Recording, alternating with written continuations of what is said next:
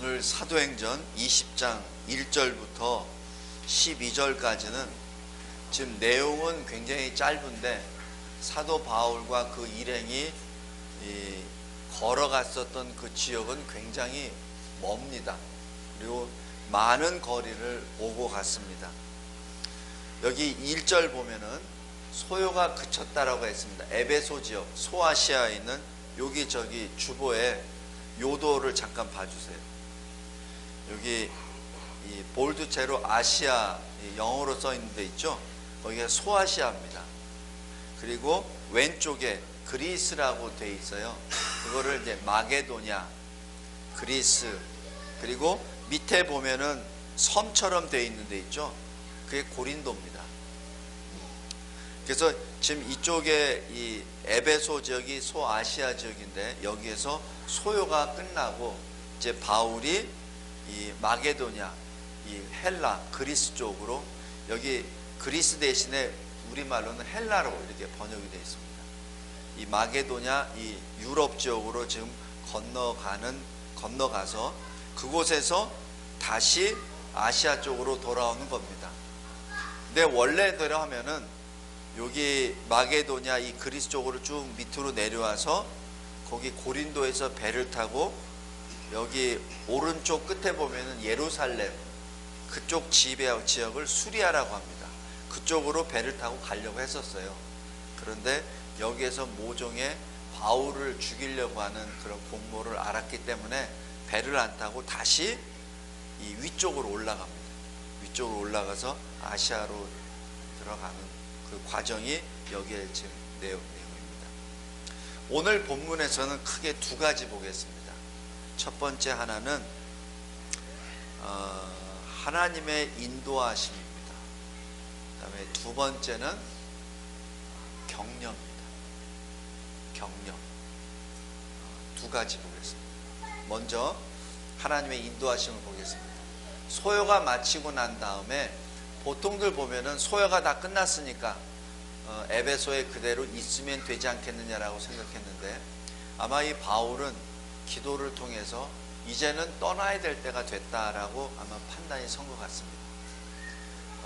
소요가 끝났지만은 그게 완전히 끝난 게 아니거든요. 그냥 법적으로 고소할 수도 없고 고발할 수도 없는 상태이기 때문에 그냥 잠잠해진 거예요. 그렇기 때문에 바울은 아마 성령의 인도하심을 받고 이제는 떠날 때라, 이제는 이 에베소 지역을 떠날 때라라고 해서 지금 떠납니다. 떠날 때 잘 보십시오. 그냥 떠나지 않습니다. 권한 후에 떠납니다. 여기서 권한다는 얘기가 제가 헬라어를 쭉 찾아보니까 인사하고 떠났다라고 합니다. 누구랑?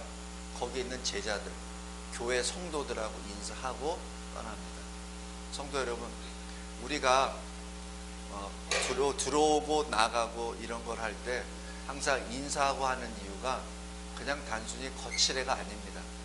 인사할 때 모든 것이 내 마음에 있는 것을 전하고 또 거기에 대해서 내가 이곳을 이제 떠나니 이곳에 대해서 무엇을 잘하십시오라고 권면도 들어갑니다. 지금 그런 단어가 2절에 또 보십시오. 마게도냐에서 제자들에게 권하고 또 들어옵니다. 여기서 권한다는 이 여기에 있는 것은 위로한다, 격려한다는 뜻입니다. 그 다음에 12절 보십시오. 적지 않게 위로를 받았다. 똑같은 단어입니다. 근데 이 단어가 위로, 격려 이런 단어가 무슨 단어냐면은 우리 성령이라는 단어가 있습니다.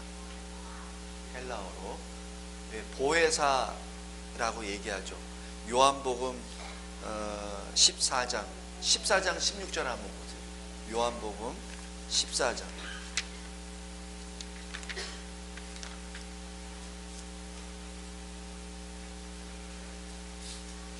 요한복음 14장 16절 예수님이 제자들에게 이렇게 말씀하십니다. 내가 아버지께 구하겠으니 그는 누구냐면 또 다른 보혜사가 너희에게 주사 영원토록 너희와 함께 있게 하리니 라고 말합니다. 여기서 이 보혜사라고 하는 그 단어가 파라클레이토스입니다. 파라는 헬라어인데 파라는 with입니다. 누구누구와 함께. 이 클레이토스는 소명을 받았다는 얘기입니다. 그러니까 이 보혜사라는 얘기는 소명을 받고 성도들과 함께 있는 그것을 말합니다. 누구냐면 바로 성령입니다. 그래서 여기서 다른 보혜사를 너에게 주사라는 얘기는 바로 성령을 너에게 주시니 이라는 뜻입니다. 근데 여기서 다른 보혜사라고 얘기한 것은 보혜사가 이미 왔다는 얘기죠. 그러니까 다른 보혜사죠. 그러니까 그 보혜사가 누구죠? 예수님이십니다. 그래서 예수님은 우리에게 보냄을 받으시고 우리와 함께 있으라고 하셨는데 그 원인은 우리를 위로해 주시라고, 우리를 격려해 주시라고 보내주신 1호 보혜사입니다. 예수님이 지금 천국에 다시 돌아가서 다른 보혜사를 보내주신다는 것은 바로 성령 하나님입니다. 성령 하나님의 우리에게 주신 역할도 마찬가지 위로, 격려입니다. 그것이 파라클레이토스입니다. 근데 파라클레오라는 그 동사가 격려하다, 위로하다입니다. 어떻게? 같이 있으면서, 같이. 자, 다시 사도행전으로 20장으로 돌아가겠습니다. 2절에 권하고 12절에 위로, 이 표현 자체가 파라클레오라는 그 동사를 통해서 준 단어들입니다. 자, 첫 번째입니다. 지금 사도 바울은 계속 다니면서 무엇을 했죠? 격려를 합니다. 지금 사도 바울이 지금 다닌 이 마지막 3차 여행 때 다닌 내용은 교회 개척을 하는 것보다는 교회를 다시 세우는데, 교회를 양육시키는데 초점이 들어가 있습니다. 교회를 개척할 때는 복음으로 바로 씨를 뿌리죠. 그래서 거기에는 많은 거친 사람들이 있습니다. 넘어지기도 하고 또 나가는 사람도 있고 또 모이는 사람도 있고. 그래서 이 처치 플랜팅, 교회를 개척할 때는 거의 선포입니다. 선포하고 선포된 말씀을 들은 사람을 통해서 교회가 세워집니다. 근데 그 다음에 교회가 세워진 다음에 교회를 양육하는 것은 무엇으로 하죠? 위로로 합니다. 격려로 합니다. 그런데 그 위로와 격려의 근원은 뭐냐면은 말씀입니다.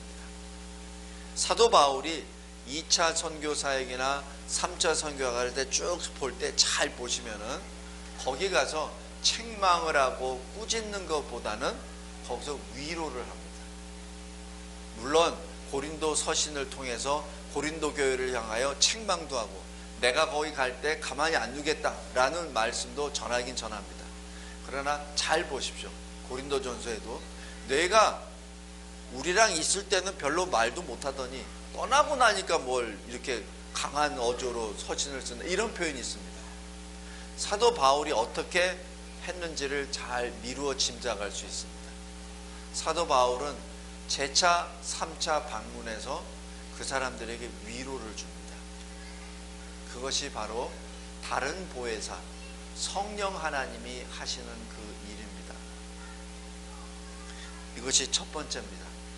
우리도 마찬가지입니다. 우리가 성도들에게 전도를 할 때는 예수를 믿고 구원을 얻으십시오 라는 선언적인 선포를 합니다. 거기서는 격려가 필요 없습니다. 왜냐하면 진리 선포이기 때문에.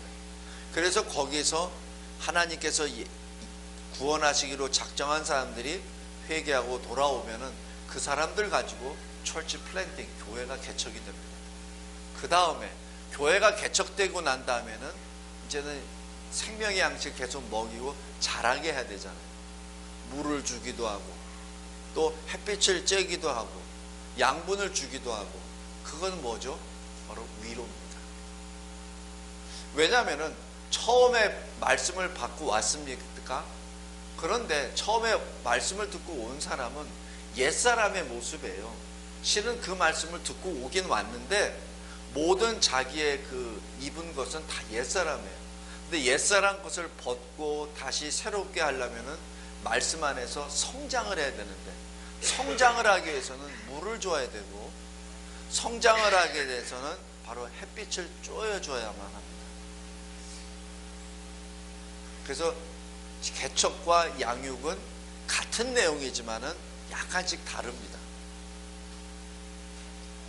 교회에 들어오는 사람들, 들어오는 것은 복음의 능력으로 들어옵니다. 근데 들어온 다음에 교회가 해야 될 일은 바로 위로와 격려로 이 사람들이 교회 안에 뿌리를 내릴 수 있도록 위로해주고 같이 동행해 줘야 된다는 것이 오늘 여기 커다란 주제의 하나입니다. 굉장히 짧은 내용입니다. 짧은 내용이나 바울이 지나다니면서 했었던 일은 엄청나게 큰 일이요, 같은 일입니다. 그런데 지금 여기 4절 보십시오. 아시아까지 함께 가는 자, 바로 아시아에서 에베소에서 갔다가 마게도니아 지역에서 다 하고 다시 아시아로 간 사람이 7사람이 있습니다. 4절 보십시오. 소바더 베레아 사람, 데살로니가 사람 아리스타고 세군도, 더베 사람 가이오, 디모데, 그리고 아시아 사람 두기고 드로비모, 7사람입니다.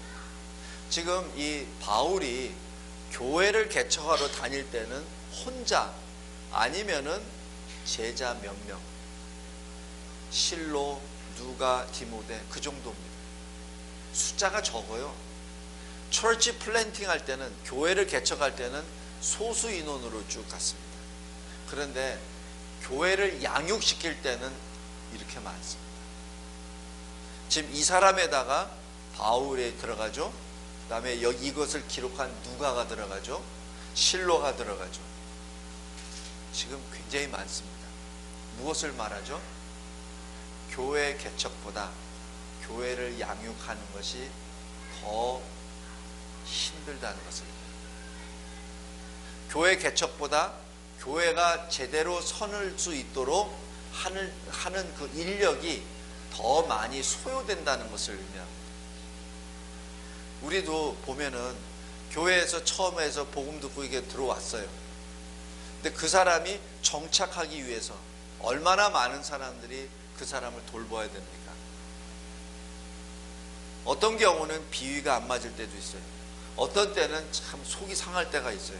근데 어떻게 하죠? 다 보듬겨 안고 나가잖아요. 그렇게 해서 한 달, 1년, 2년 지나고 난 다음 그 사람이 뿌리를 내려서 교회에 안착을 하죠. 그 모습입니다. 지금 사도 바울이 1차, 2차까지는 사실 교회를 개척하는 데에 중점을 뒀어요. 1차 때는 아시아 이 동쪽으로, 그 다음에 2차 때에는 이 아시아와 유럽 지역을 다니면서 교회 개척을 중점으로 했습니다. 이제 3차 때에는 그곳을 다니면서 교회를 더욱더 굳건히 세우는 교회 양육으로 들어갑니다.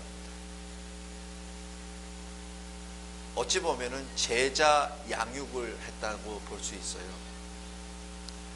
성도 여러분, 우리 교회도 이제 7년이 이제 넘었습니다. 그래서 교회 개척 단계는 사실 지났습니다. 그렇다면 지금은 양육 단계라고 봐야 돼요. 근데 양육을 하는 것은 혼자 안 됩니다. 우리가 다 함께 해야 됩니다. 다 함께 하면서 양육으로 들어가는데, 그 양육은 방법이 위로와 격려입니다. 어떻게? 파라클레이토스, 바로 성령과 같은 그러한 능력으로 말입니다. 성령이 우리에게 주시는 위로, 성령이 우리에게 주시는 힘, 격려로, 그 모습으로 성도들을 위로하고 격려해 줘야 됩니다. 근데 그 근거는 말씀입니다. 말씀으로 위로가 되고 말씀으로 격려가 됩니다.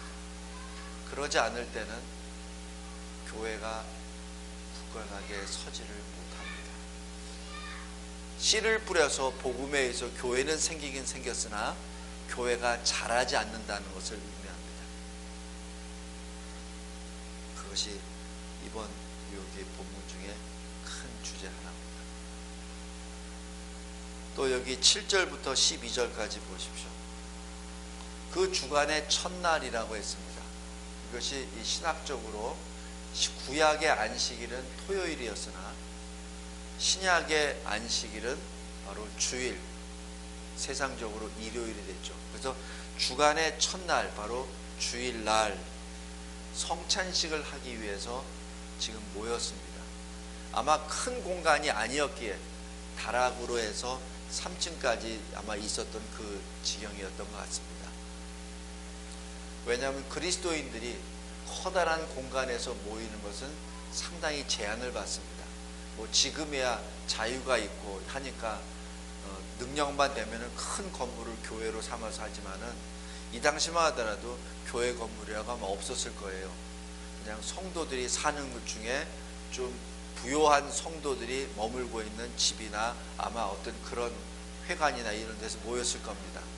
모였으니까 공간이 너무 비좁으니까 이 무슨 턱이나 이런 데 앉아서 봤겠죠. 그러다가 젊은 청년, 여기서 청년이라고 하면 나이가 10대에서 20살 전까지 봅니다. 이 젊은 청년이 턱에 앉아서 듣고 있다가 졸음이 왔겠죠. 그때는 뭐 마이크도 없고 그냥 사도 바울이 말하는 것을 많은 사람이 들었을 겁니다. 1시간, 2시간 지났습니다. 그러니 졸아서 떨어져서 죽었습니다. 여기서 9절 보십시오. 죽었다라고 기록합니다. 이 사람들이 그냥 기절한 게 아니에요. 보니까 호흡이 다 끊어졌고 심장도 뛰지 않습니다. 그러니까 죽었다라고 판명이 되죠. 예배 드리러 왔는데 그 중에 성도가 죽었습니다. 그것도 졸다가 떨어져서 3층이 떨어져 죽었습니다. 그럼 그 교회 분위기가 어떨까요? 여기는 아무런 내용이 없어요. 그러나 우리가 상상은 해볼 수 있어요. 예배 드리러 좁은 공간에 다닥다닥 모여가지고 그것도 그냥 이 등불을 켜서 다 모여서 사도 바울이 생명을 걸고 와서 이제 설교를 하는데 성찬식도 하려고 다 준비는 해놨는데 젊은 친구가 졸다가 떨어져서 죽었습니다. 사람이 떨어질 때 소리도 커요. 우리 아이들 떠드는 소리도 크지만은 사람이 떨어져 죽는 소리도 큽니다. 근데 그때 바울이 무엇을 했죠? 바울이 그냥 예배니까 예배합시다 그렇게 들어가나요?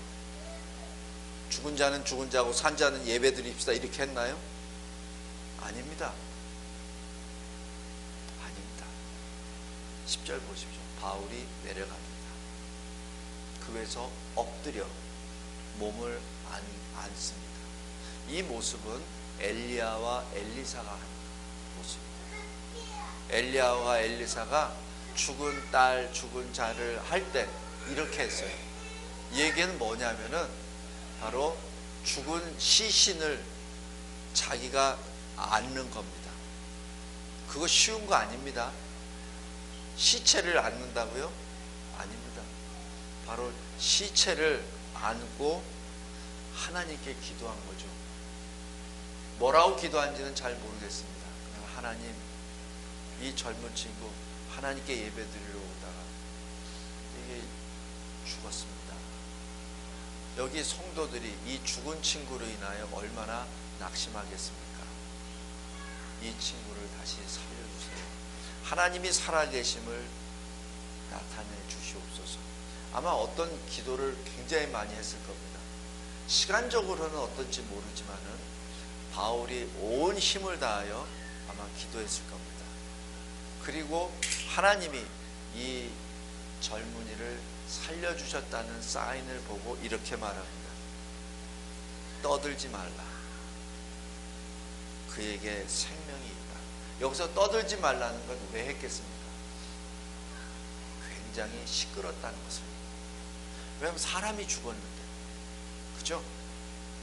그냥 그냥 죽은 것도 아니라 3층에서 떨어져서 죽었는데, 사람이 얼마나, 거기 모인 사람이 얼마나 많이 말하겠습니까? 성도 여러분, 이것이 교회입니다. 교회 내에는 의인이 모이는 것이 아니라 죄인들이 모이는 것입니다.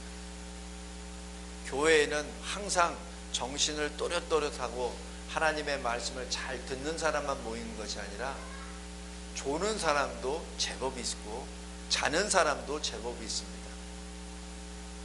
지금 하나님께서는 지금 그들을 사도 바울을 통해서 이렇게 말씀합니다. 위로하라. 죽음 앞에 사도 바울이 어떻게 했는가가 바로 우리가 교회 앞에, 이 교회에 복음을 듣기 위해서 온 초신자들에게 어떻게 해야 되는지 바로 본입니다. 그 사람들이 처음 여기 오자마자 우리처럼 우리 수준으로 예배를 드릴 거라고 생각하면 오산입니다. 우리 아이들 옆에서 있어요. 우리 아이들이 저기 있지만은 언제는 맞고 막 소리 지르면서 엄마하고도 달려옵니다. 근데 잘 보십시오. 근데 또 나가. 왜? 재밌으니까. 만약에 진정 저쪽이 재미가 없고 맞기만 한다면 안 갑니다. 그죠? 저도 맞아봐서 알아요. 저도 국민학교 다닐 때 제 친구가 저를 많이 때렸었어. 제가 등치가 좀 작으니까. 그래서 걔 피하러 다니면서 굉장히 신경 썼어요. 걔 만나기가 싫었었어. 근데 잘 보세요. 맞고 들어오잖아요. 조금 이따 또 나가. 왜? 자기도 때리니까. 자기도 맞으면서 때리니까. 그리고 거기서 재미가 있으니까. 그래서 나가는 겁니다. 진짜 싫다면은 들어와 버려요. 우리 여기에 오는 성도들도 마찬가지입니다. 온 성도들을 위로로 격려로 안아주셔야 됩니다. 들어왔습니다. 그렇다면 여기에서 기쁨을 얻어야 됩니다. 위로를 받아야 되고 격려를 받아야 됩니다. 그것이 하나님이 주신 사랑에 대한 반응입니다. 오늘 바울 잘 보십시오. 떨어져 죽었습니다. 사람이 웅성웅성합니다. 시끄럽습니다. 바울이 한 것, 내려가서 그 시체를 안습니다. 그리고 기도합니다.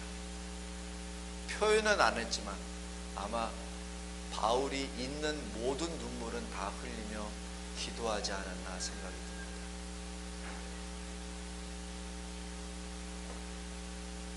그 다음에 11절 보십시오. 그 다음에 성찬식을 합니다. 그리고 날이 셀 때까지 설교를 합니다. 성도 여러분, 성도 한 사람을 한 교회에 정착시키는 일은 생명을 살리는 겁니다. 하나님이 값주고 사신 생명입니다.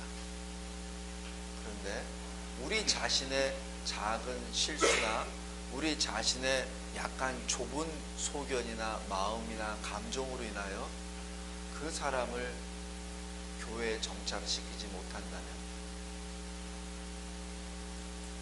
그것은 생명을 해하는 일과 같습니다. 12절 보십시오. 교회가 그 교회가 그 청년으로 인하여 커다란 위로를 받았다. 지금 여기 에베소에서 마게도냐로 갈 때 권했던 거 1절 2절에 이 지방을 다니면서 이 마게도냐 지역을 다니면서 사도 바울이 제자들에게 했던 것 바로 위로입니다. 그 위로는 직역을 하면은 그 위로라는 표현은 직역을 하면은 with strength입니다. 바로 힘으로 위로합니다. 그래서 위로를 받는 자는 힘을 얻습니다. 지금 여기 마게도냐 지역의 위에서부터 빌립보 교회, 베레아 교회, 데살로니가 교회, 고린도 교회 계속 다니면서 지금 사도 바울이 행했던 것은 바로 위로입니다. 위로를 주고 힘을 주고, 그래서 다시 새 힘으로 교회가 성장할 수 있도록 하는 것이죠. 누구랑? 7사람의 동역자와 같이. 성도 여러분, 저와 여러분이 바로 이런 일을 감당합니다. 전도할 때 복음을 전합니까? 그렇다면 교회에서는 들어온 성도들에 대한 이러한 위로와 격려를 통하여 복음 안에서 힘을 줘야 됩니다. 물론 그 힘은 말씀을 근거로 해서 말입니다. 다음에 두 번째, 하나님의 인도하심입니다. 우리가 어디서 언제 어떻게 떠나야 될 건지는 성령의 지시함을 받습니다. 여기 1절에 소요가 그침에 라고 하면서 그 그침을 따라서 지금 사도 바울은 떠날 때를 아는 것이죠. 그리고 3절 보십시오.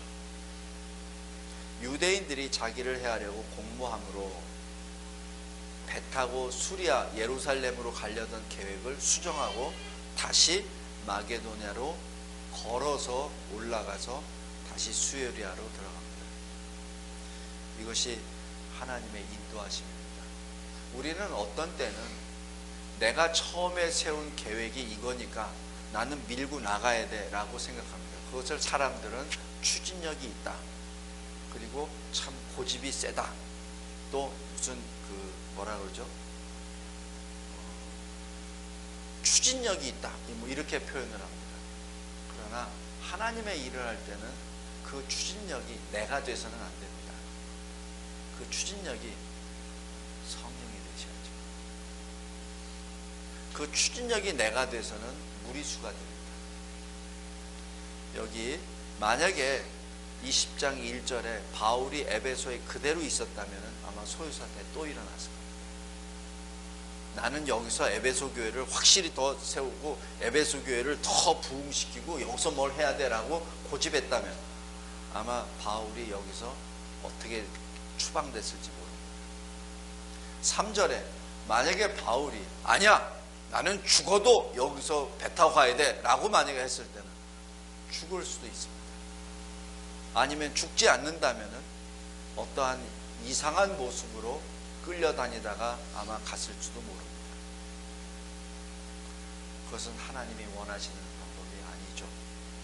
우리 16장 다시 한번 보겠습니다.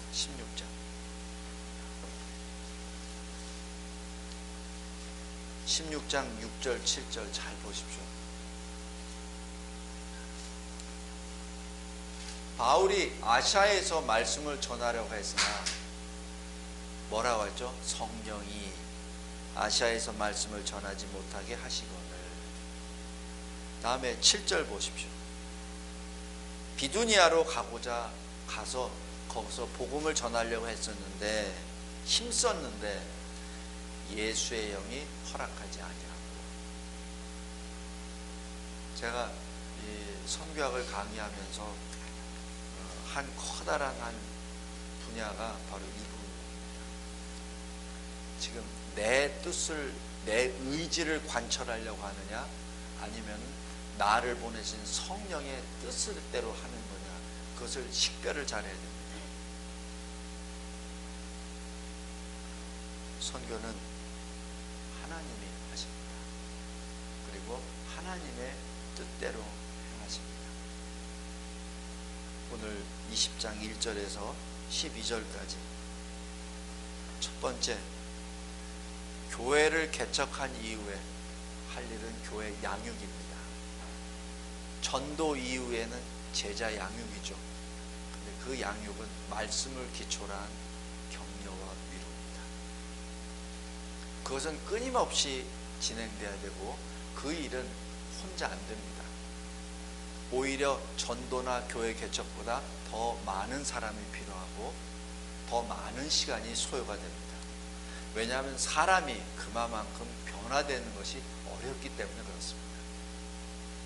두 번째, 이런 모든 일을 할 때 하나님의 인도하심을 받아야 합니다. 이러려면 늘 우리가 영으로 깨어 있어야 합니다. 종말의 때 우리가 깨어 있어야 하듯이 우리가 하나님의 일을 할 때도 깨어 있어야 합니다. 깨어서 하나님이 무엇을 원하시는지를 알고 그 뜻대로 행해야 합니다.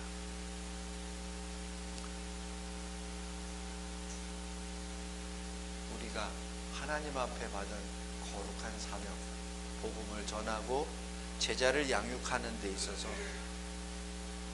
이런 마음으로 합시다. 그랬을 때 하나님이 우리가 가는 곳마다 큰 위로와 격려와 능력이 역사되고 우리가 가는 곳에 사람들이, 교회들이 위로를 받고 또 거기서 교회가 성장할 줄로 믿습니다. 기도하겠습니다. 하나님 아버지, 감사하고 감사합니다. 하나님께서 주시는 이 성경 말씀이 우리에게는 생명이요, 우리에게는 걸어가야 될 지침이요 삶의 방법임을 고백합니다. 비록 말세지경에 살고 있지만은 그러나 분명 지금이 은혜를 받을 만한 때요, 바로 지금이 구원의 때임을 고백합니다. 우리에게 이러한 특별한 은사도 주셨고 능력도 주셨음을 감사합니다. 우리 안에 계시는 그 또 다른 보혜사 성령 파라클레이토스를 늘 기억하며 성령께서 우리에게 주시는 큰 위로와 힘을 나누는 우리가 되게 하옵소서. 예수 그리스도의 이름으로 기도드리옵나이다. 아멘.